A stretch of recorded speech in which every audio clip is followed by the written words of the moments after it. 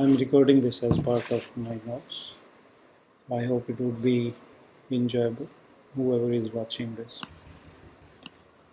So, in bamboo, there are plans and stages that we are going to talk about. Plans are the central component for the builds. There can be sequential or parallel plans. We will see that in next videos how it happens. Then there is trigger.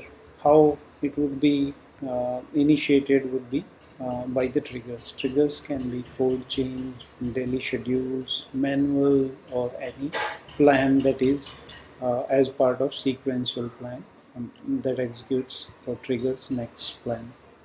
Then there is project. Project is grouping of plans, and it also it's nothing very specific, but it is grouping of plans, and it has application links like Jira, so that grouping of plan happens. Then there is repository.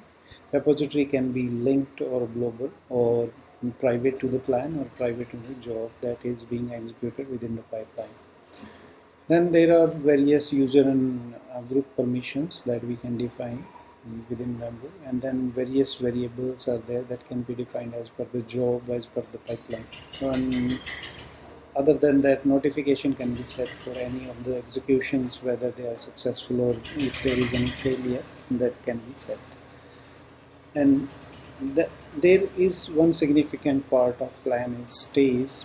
They are normally sequential, and that can be manual as well. So this is how we would see overall architecture of bamboo when it comes to plan and stages.